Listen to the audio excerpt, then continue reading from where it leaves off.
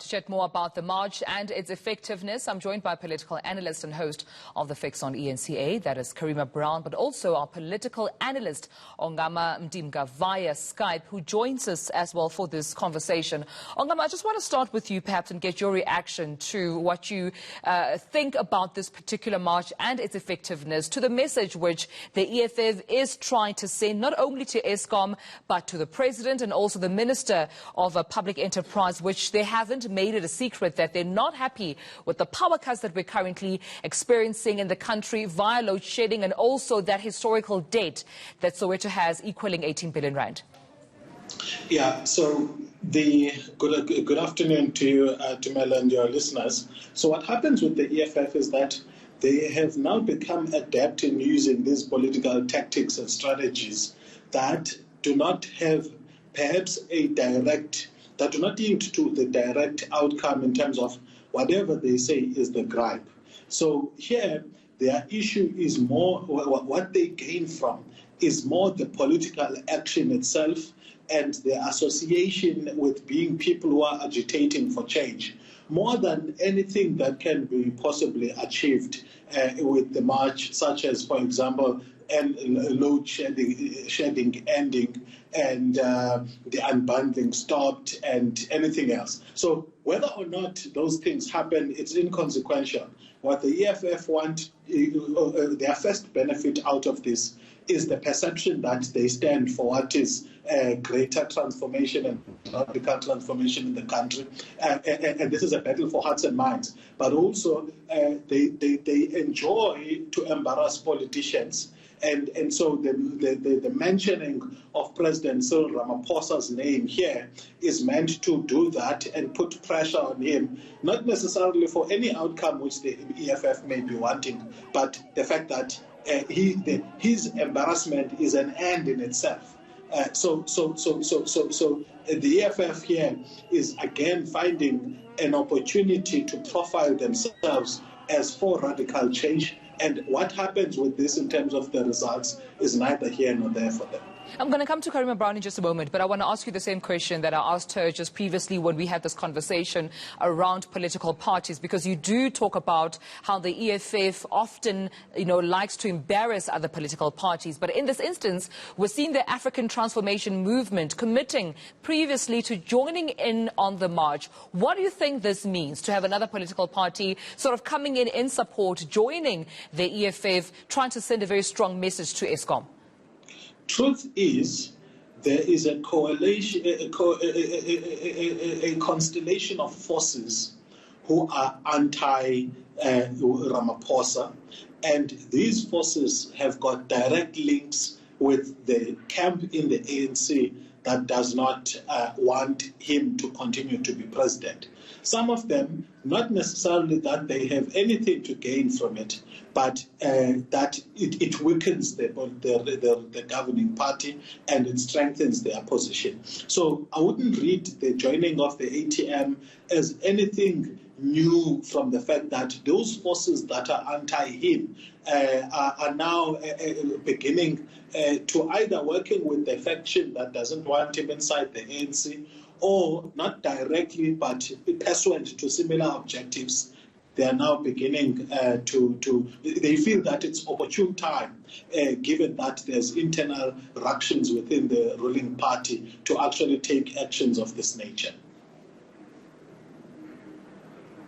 And said that, there were power cuts, I understand, around metro rails just yesterday from Eskom due to a non-payment from PROSA. I mean, how do you think then Eskom will then deal with Soweto? Because they've continuously said that they will not settle that 18 billion rand debt. As a matter of fact, criticizing Eskom as to why they even allowed this debt to reach a point to where the bill is at its billions of rands. Why didn't they do anything about it while it was still in its millions? It was almost suggesting suggesting that there could be corrupt activities that could have taken place. How do you think that Eskom will deal with Soweto?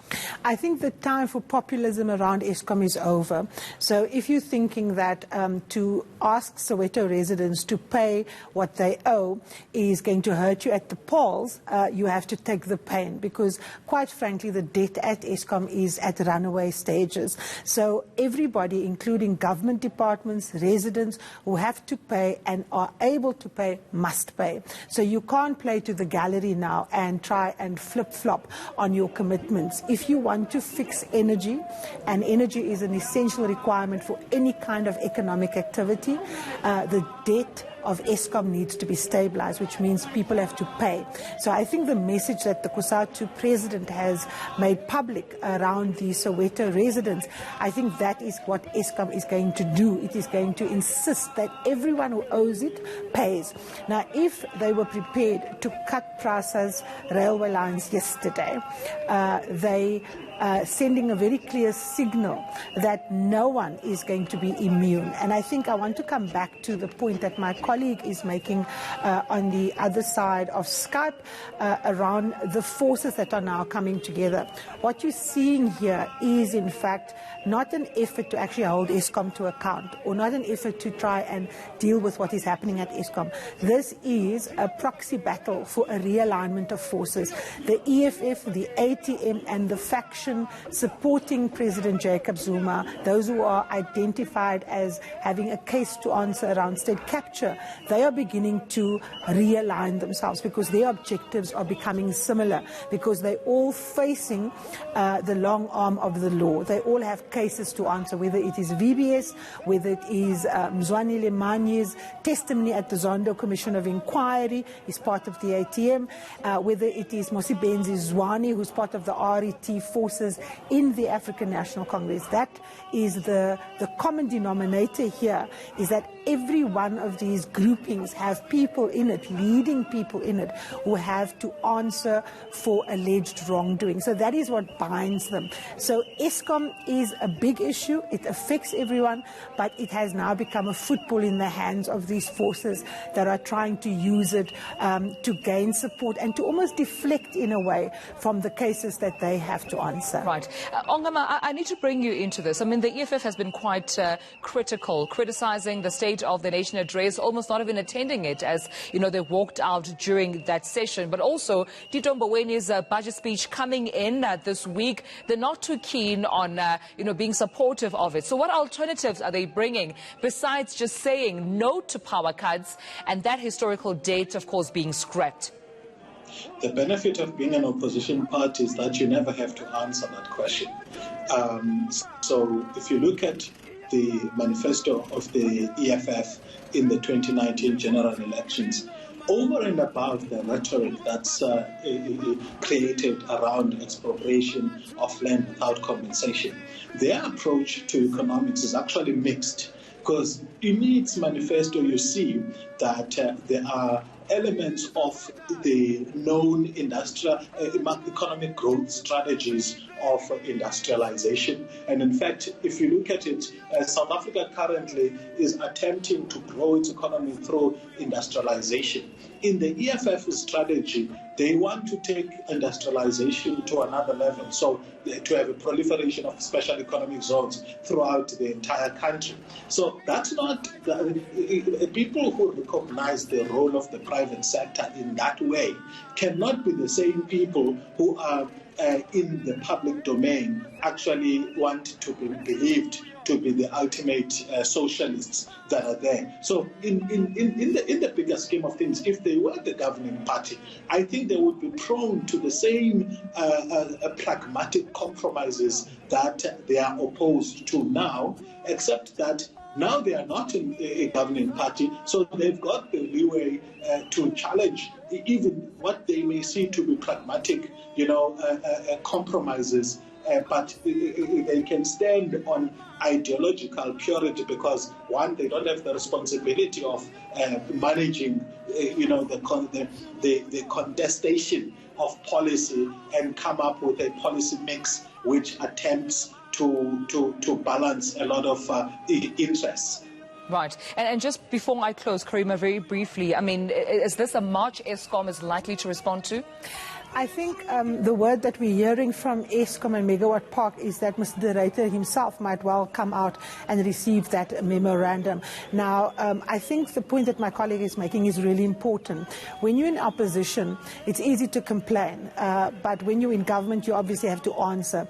But for the EFF, like the DA, they are actually in power in certain areas. So the EFF is kingmaker in Johannesburg, in Tshwane, and up until very recently also in Nelson Mandela Bay, and they have not put on the table practical plans for how to deal with the securing of electricity and energy, and also Eskom, because one of the big things is that municipalities actually owe Eskom money. As you know, the President announced that municipalities in good standing can actually procure their own independent forms of energy and electricity, but how many of those municipalities are in fact in good standing?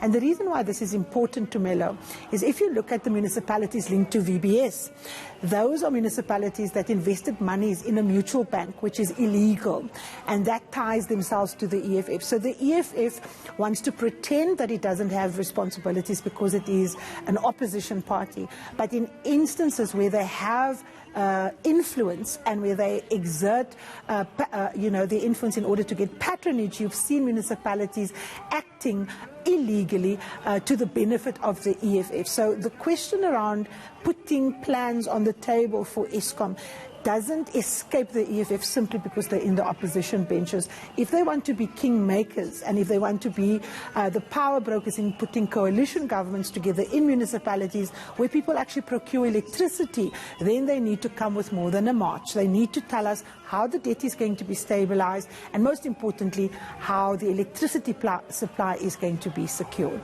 Karima Brown and Ongama Mdinga, thank you so much for joining me right here on The Rundown. Those live visuals were coming through from Johannesburg and Sandton as the EFF have continued to protest to Megawatt Park at Eskom. This in protest against power cuts in the country, including that Sowetan historical debt amounting to 18 billion rand.